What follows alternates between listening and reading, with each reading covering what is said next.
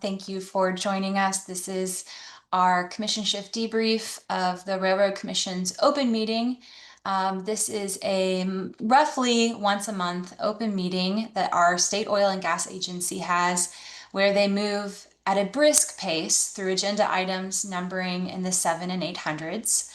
And all the agenda items pertain to oil and gas oversight in Texas. So in this debrief, I'm joined by Commission Shift Executive Director Virginia Palacios to talk through some of these agenda items, the decisions that the railroad commissioners make, and how that affects the rest of us here in Texas.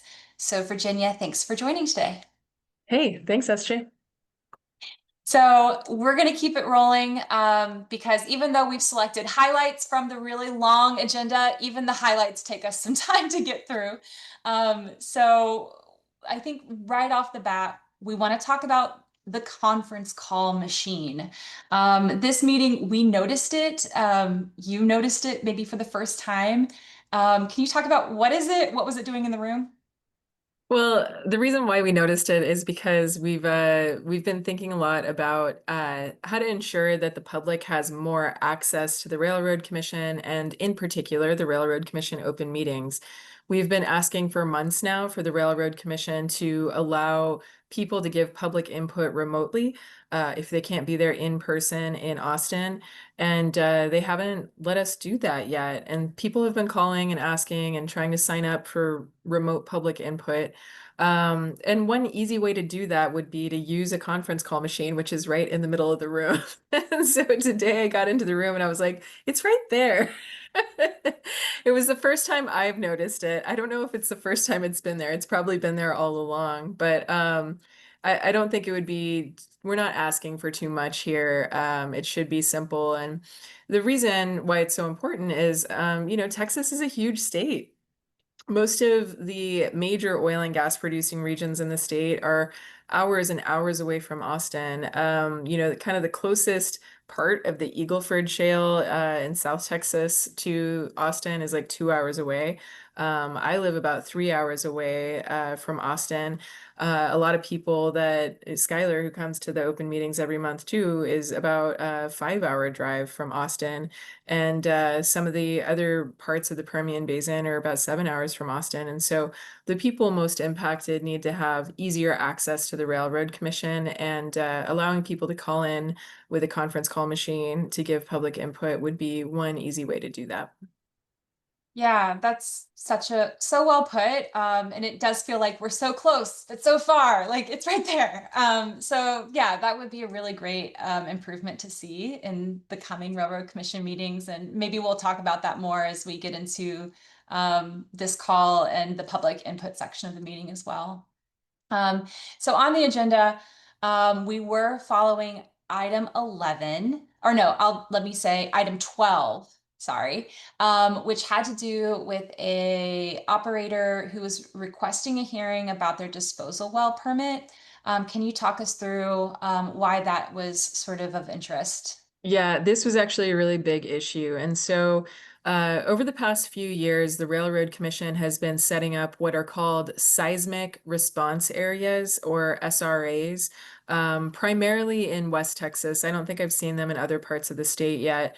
But these are areas where there have been major earthquakes, at least greater than a magnitude 3 or more. And the Railroad Commission has associated some of those earthquakes with underground injection wells. And primarily they're associating those earthquakes with deep well injection. So I think that's 9,000 feet deep or more. You tend to get earthquakes related to underground injection when the injection is taking place near a fault.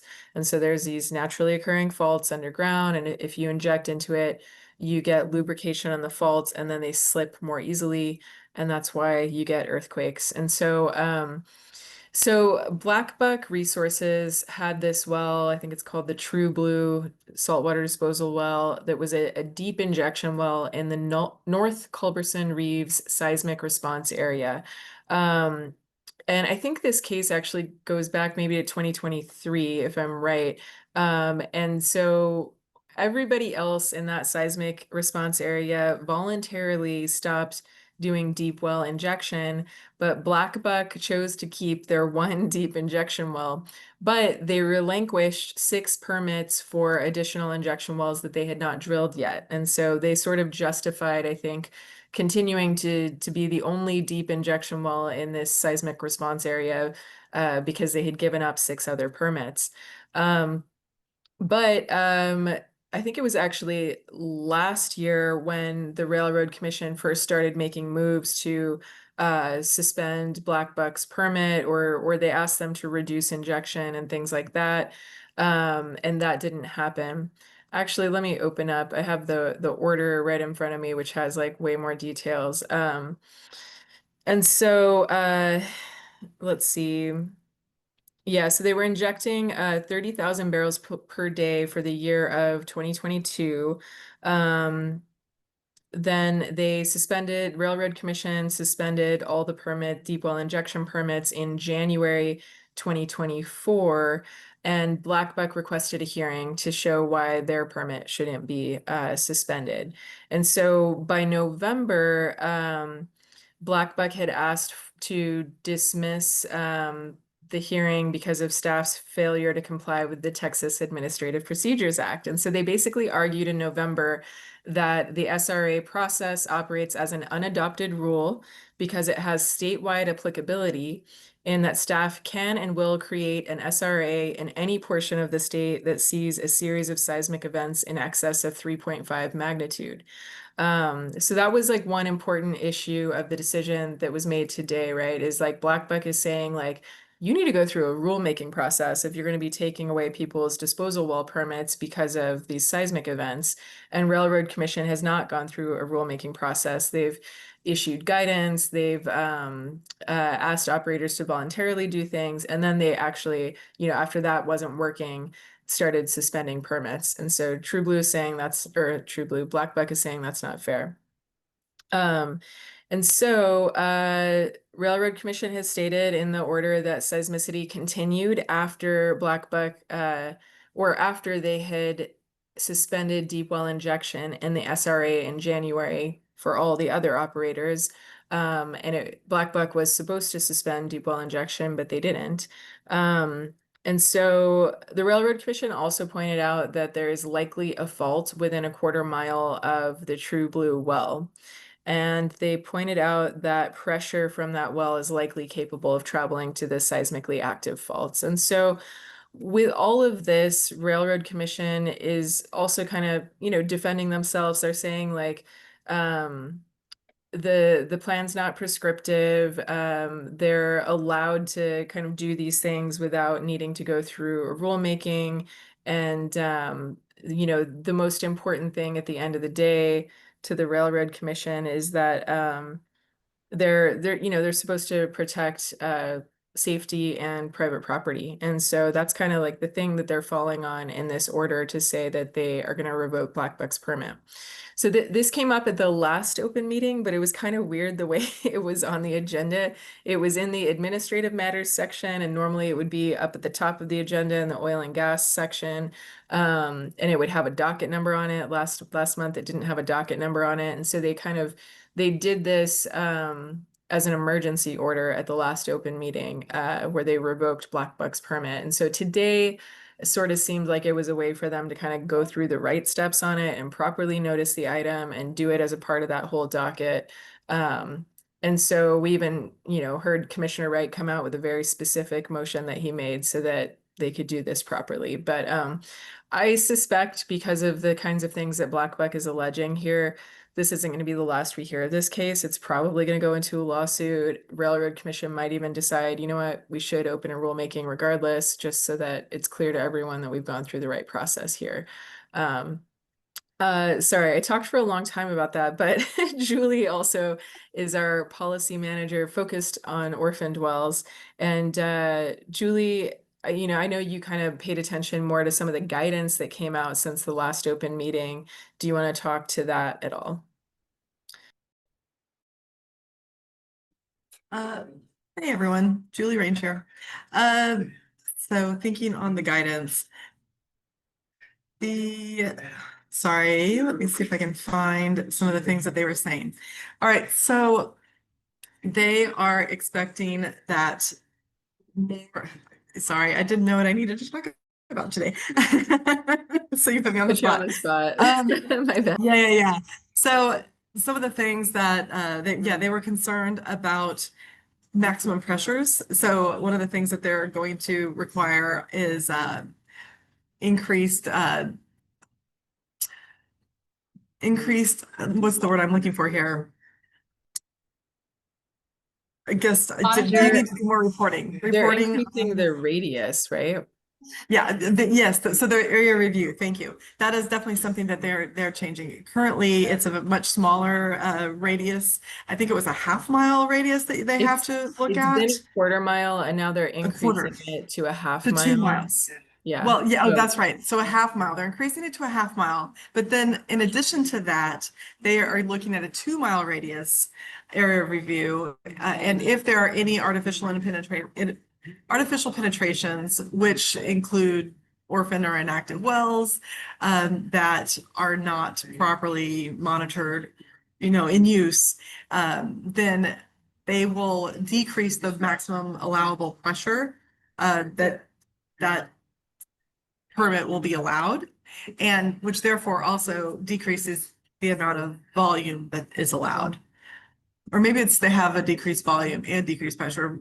Whatever it is, they're putting some tighter guidelines around what they can inject. And they're increasing the area that they're required to look at. There was a meeting that they had when they rolled out these new guidelines, and it spoke to some of their concerns around this. And in that, they acknowledged that there needs to be more oversight to ensure that they're meeting their statutory requirements to keep water safe. And they acknowledged that the kind of guidelines they were working off were very rule of thumb and not sufficient, clearly, to do that. So I think you are correct that this is all leading to a new rulemaking where some of these kind of changes will be more permanent. But this is just for one area of the state. That's something that I thought is worth noting, is that this is just for this one area of the state, but there's a whole state out there that these rules that they're currently operating from are insufficient to protect groundwater. So for what that's worth. well, sorry, SJ, are we making sense? I do have a question in all of this while they're kind of contesting and pushing back and saying, you don't have the authority, there should have been more rules and more guidance. And, while this is happening, are they actually operating that particular well, even though there's been the emergency order, even though the Railroad Commission says it's revoked, you're revoked, that permit can't go. Are they continuing to operate while they, come back with these arguments? Let's see. Looking at the order, I want to say that it seemed like they were still operating since January, even though Railroad Commission had suspended deep injection in January. But part of the way the Railroad Commission processes work is that even if Railroad Commission passed that emergency order at the last open meeting, uh, a lot of times the company, as soon as they file for a hearing request to basically like appeal that decision, then they can start operating again. And so that tends to be how it works. I don't know for sure if that's how it has been working the past month, but so it's possible that they continued injecting even after that emergency order. Wow. I will say, like, the one thing that stood out to me from your all's notes on this is that they're saying one well can still cause like induced seismicity, these earthquakes, even one well operating. So I thought that was really interesting. It's not, you think, oh, maybe it's a bunch of wells that are, contributing to the problem. So I think that's worth, kind of flagging. And also in the staff notes, they said that seismicity could be caused by injection wells up to 40 kilometers away. That's 24, almost 25 miles from a fault. So that's also really concerning, is like one well can cause problems, and it can be, at a certain distance even, which, so Julie, when you say the whole state, doesn't have these rules in place, necessarily to sort of prevent seismicity and potential groundwater contamination, that helps like kind of for me make the problem a little more concrete. Yeah, and they even point out in the order, I think 40 kilometers is kind of like the furthest that they're aware of, but they said most of the earthquakes in the NCR SRA have occurred between 16 to 24 kilometers from a deep injection well, which is still far, I mean, what are we talking about? Like 5 kilometers is a little more than 3 miles, and so that's like many miles away. You can have these injection wells producing seismic impacts. Let's go to agenda. Oh, sorry, go ahead. Oh, Jenny. no, it just prompts me to think, even whenever, so we're asking our regulators to regulate something that sounds very difficult to regulate. If you think about that, if it's something that's 6 miles away that is creating these earthquakes, I don't know how you can create laws that will completely mitigate all these risks. But I think they can do a lot more than they're doing now to mitigate these risks. Yeah, I mean, So- in the radius we were talking about before, like the quarter-mile radius that they've been operating off of is where they look for like potentially impacted water wells or orphan wells or inactive wells. And that might be the extent of the radius they look at for faults too, right? Which is clearly not far enough, right? And so maybe part of the new rules, if they do open a rulemaking, would need to be like doing more extensive fault investigations to see like, how far away is this thing from, a potential plume impacting a fault. All right. One of the other things that we are counting in these open meetings is the number of flaring exception requests that happen. So this open meeting, we had 11 flaring rule exception requests in the agenda, which means, well, Virginia, you can maybe help us. What does that mean? So these are so routine at the Railroad Commission. There is a rule that essentially prohibits flaring at the Railroad Commission, but then the big part of the rule is that how to get an exception. And so, the way this rule has been applied at the Railroad Commission, it's like you might as well not even have a permitting process for flaring because they grant pretty much every flaring rule exception request they get. They grant all the permits. And we published a report back in September finding that out of all the violations that have ever been issued for someone violating the flaring rules, it's only ever been for paperwork. They've never actually issued a violation because somebody flared too much or for too long, even though those are key parts of the rule. And so it doesn't seem like they have a legitimate way to enforce the flaring rules that are on the books. And so this is another area where we would really like the Railroad Commission to kind of like reopen the rule. Let's do this right. Let's make this a rule that's enforceable so that you can show us that you are actually reducing flaring in the state and preventing the waste of these natural resources in the state. They tend to cite the percentage of gas that's flared in the state out of all gas that's produced in the state. But we know that most of the gas that's flared is flared from oil wells. The primary production coming out of the well isn't gas. And so if you're reporting a percentage as a percentage of gas that's produced from gas wells, of course, the number is going to seem small. But even if it is a small number, they can't show that their policy or anything that they're doing at the commission is resulting in the number being small, right? And so we just want to see more oversight here in this area that is really important to people. And it's important because it's been causing public health impacts across the state. And so, we see higher odds of preterm birth, more respiratory problems, particulate matter pollution, which not only causes respiratory problems, but also can really lead to problems like diabetes and exacerbate those problems of diabetes. That's a really prevalent disease in the part of the state that I'm from, and it's life altering, right? People lose limbs because of that. And so it's something that we would like to see our state decision makers and lawmakers take more seriously. And last year, there was a rule from the EPA that was meant to address this methane flaring. Can you speak a little bit about that EPA rule and what the Railroad Commission is doing with that guidance? Yeah, so the methane rule is supposed to phase out routine flaring from new oil wells, but the Railroad Commission joined a lawsuit with the Texas Attorney General to fight that methane rule.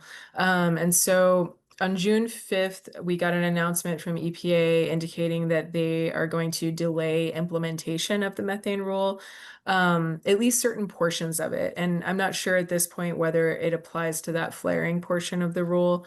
But TCEQ has been scheduled to open a rulemaking for the state implementation plan of that federal rule by August. August or September has been the timeline that they have said that they would start that rulemaking. And so we're expecting that if the EPA is successful in sort of delaying implementation, then TCEQ might also delay its state implementation plan. But we still, we need these rules in place, and so we're asking folks to go visit texasflaringproject.org. That's where we have our most recent analysis on flaring. And in the Take Action section, you can sign up to get alerts on this and sign up to protect the EPA's methane rule in Texas and to be involved in that state implementation plan. It's also called the SIP.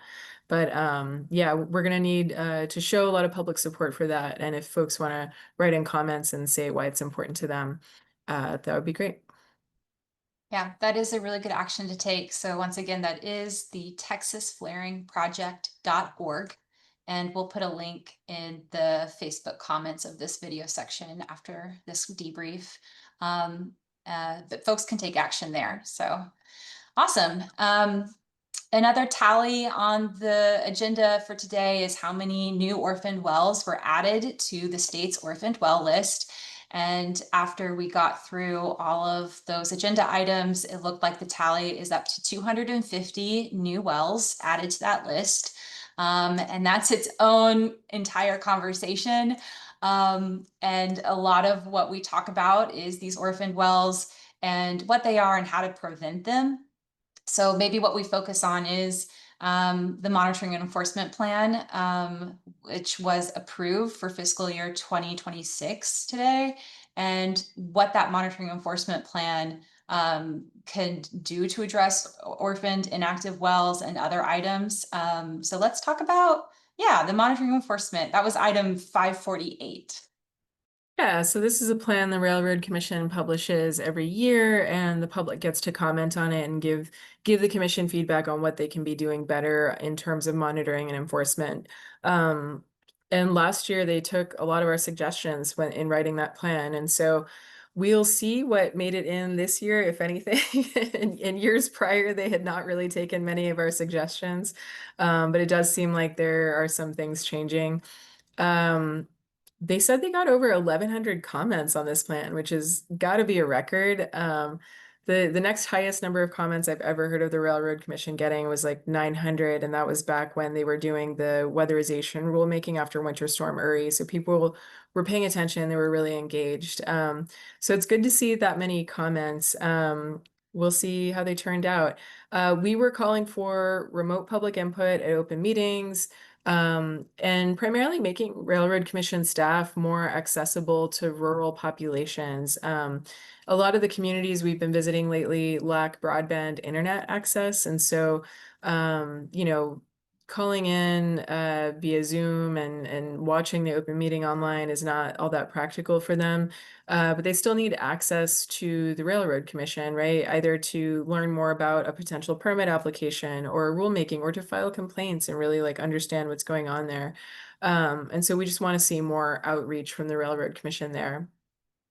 And of course, we're also asking for more language access.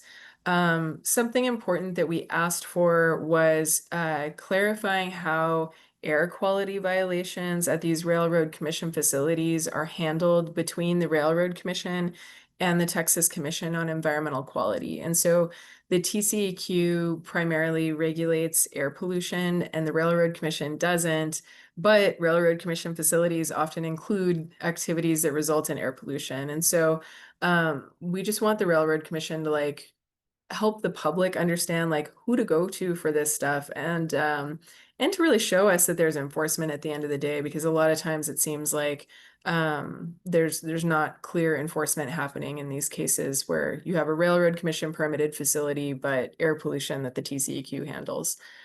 There's probably some other stuff. Do you have any other specific questions about this, SJ? No, I'm just looking forward to, digging in and seeing how many and what kinds of recommendations the Railroad Commission takes this year. And I did double check the numbers of those 1,000 or 1,100 comments that were submitted. 412 were from commissionership supporters using our form. A lot of them personalized that form, made edits, and sent it in. And so a big part of that number is from actions that supporters have taken, which is huge, and also a record year for us in terms of people that submitted comments on the monitoring and enforcement plan. I'm pretty sure. So, yeah, big shout out and thanks to everyone who did that. And I do think that is a really great momentum to see and build on. All right, should we move to our next agenda item? Sure. All right. So we had a pretty small public input section today. And Virginia, you gave comments. Do you want to talk about how you framed your comments today? Some of it was about Blackburn, that very first agenda item 12 that we were talking about. Would you want to, walk us through what you said? Sure. So Juneteenth is this week. It's an important holiday. Independence Day is coming up in a couple of weeks. And so let me just take some water just a sec.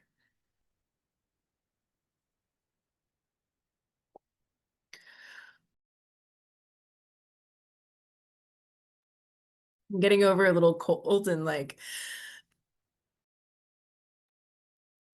It's the air quality here for me. It keeps me. huh. Yeah. I just have that lingering cough, and it's that time of year when you have allergies too. So 1 sec. Take your time.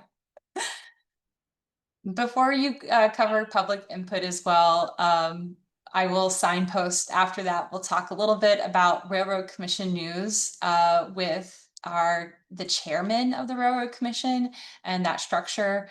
And then we'll have some action calls as well to highlight. And we'll get people some links in our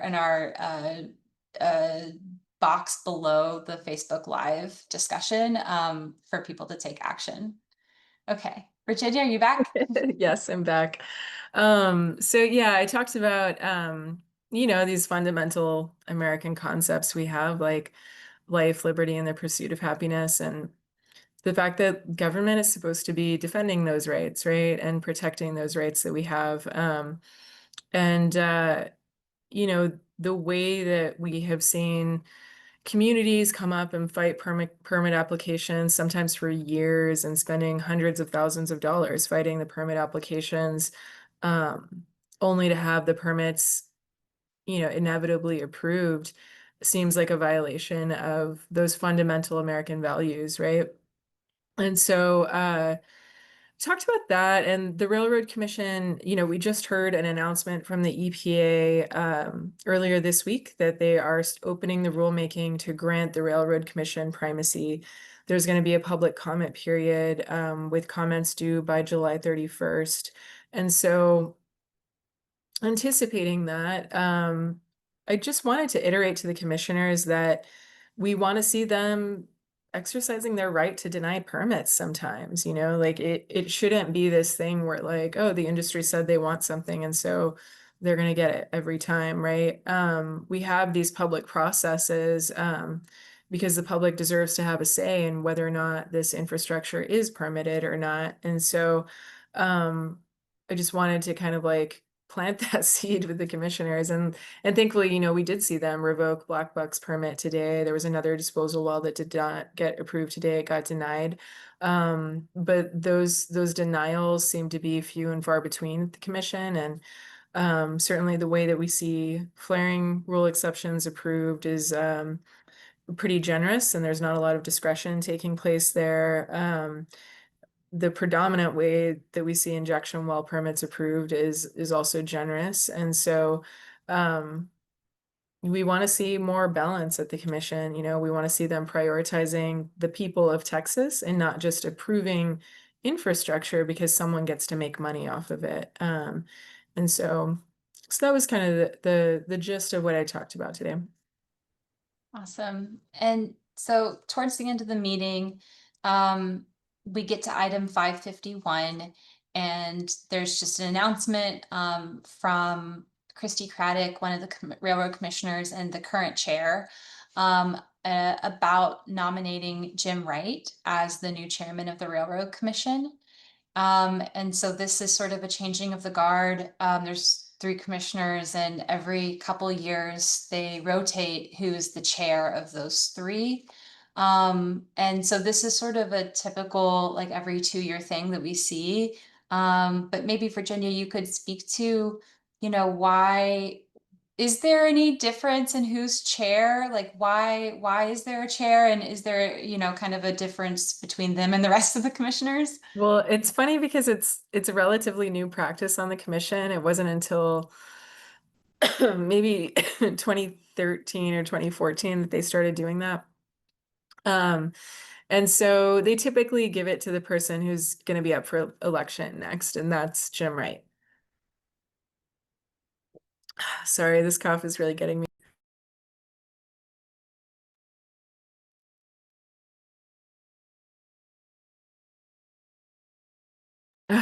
Maybe talking for 45 minutes is beyond my limits. I say we'll edit that out in post, but we're live. No, we won't. No, we won't. Yeah, so Jim Wright is the next one up for election. So they nominated him today. And I actually think at one point he would have kind of been on the rotation in terms of, like, Christian had already been chair, Craddock had already been chair, and it was sort of his turn, but he wasn't up for election, and he was also, like, really new to the commission, so they didn't give it to him. But now that he's been there for 4 years, they went ahead and nominated him as chairman. And so yeah, so it's interesting. Basically they run the meeting. There's not much else they do, and then they get a fun title. We normally have seen Christy Craddock really, like, assume the seat of chairman when the legislature calls on the Railroad Commission. And so I would expect that you know, during Jim Wright's tenure, once the legislative session starts again, or the next one that comes around, actually he won't be unless he gets reelected, right? If he gets reelected in 2026, then there's a chance he might hang on to the chairmanship, but usually they kind of, like, pass it off after the election. So, but if whoever is chairman is probably going to be the person, like, responding to the legislature the most. But, you know, while we're talking about the legislature, you know, the other commissioners really commended Christy for her work at the legislature while being a commissioner. And so that was kind of interesting to note. Of course, you know, her dad is the longest serving representative in the Texas House. She, I believe, was a lobbyist for some years after getting out of law school, and so has a lot of legislative experience. And certainly we saw her in front of the legislature a lot this session, kind of, you know, responding to all the detailed questions about inactive wells and the problems with orphaned wells in the state and things like that. I'm curious if you think, you know, with Christy Craddock's also previous announcement that she's running for comptroller, do you think that that would influence anything to do with sort of the final decisions and her legacy that she's going to leave behind at the Railroad Commission? Is she thinking about that? I mean, we saw at the legislature this session, her making calls for, you know, not just more funds to plug wells, but for changed policy to prevent wells, which was a marked shift in the way the Railroad Commission talks about the issue, or that we've heard. So do you think there's something there with, you know, not just the changing of her from chair, but potentially her moving out of the Railroad Commission office? It's always possible. You know, I can never say for sure what's motivating any individual person, but you know, when you think about the structure of these elected positions,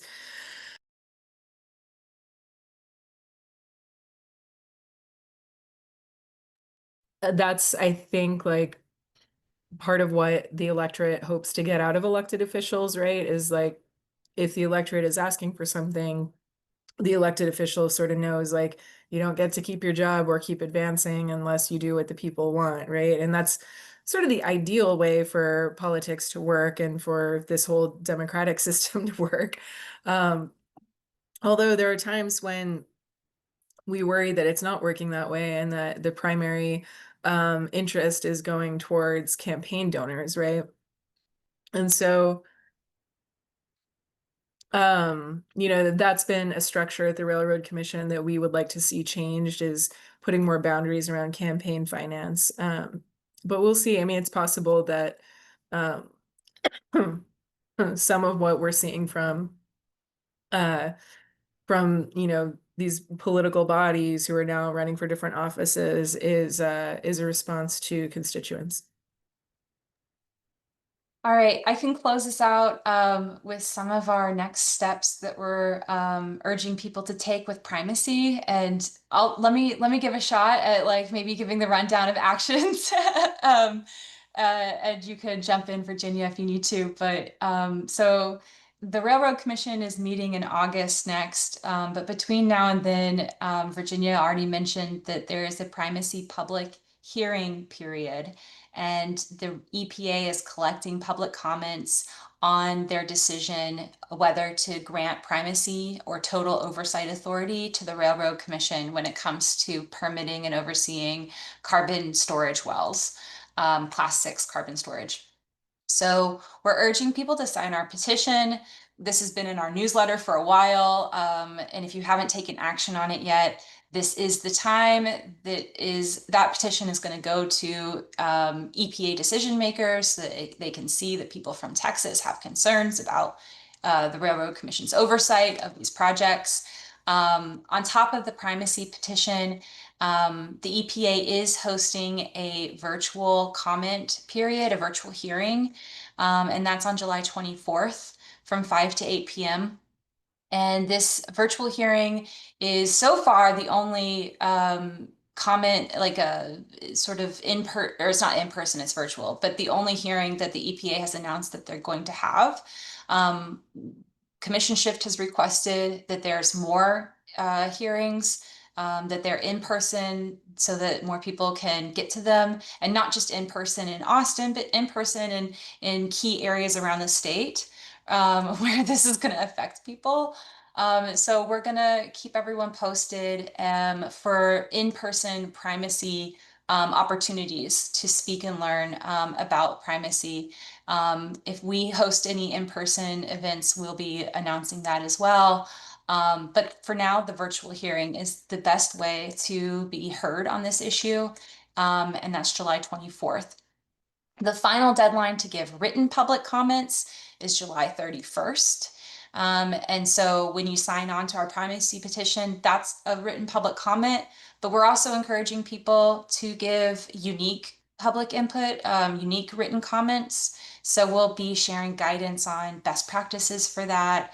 And you can make that through the EPA's website. They'll have their own email address and portal for collecting unique public comments as well. So that's kind of the list of things. We're in the thick of it now with this hearing period. And we want to make sure that we encourage as many folks as possible to learn about the issue and take action, and stay posted for reminders and dates coming up. How did I do, Virginia? Great. That was perfect. Thank you. Awesome. All right. Well, in that case, we will catch everyone next time at the next open meeting. And in the meantime, follow us on our social channels. Our handle is @CommissionShift. Our website is commissionshift.org. And you can sign up for our newsletter for updates on all things oil and gas in Texas. And thanks for listening. And Virginia, thank you so much for joining and walking us through the agenda for the open meeting this morning. Thanks, y'all. Take care. Thanks.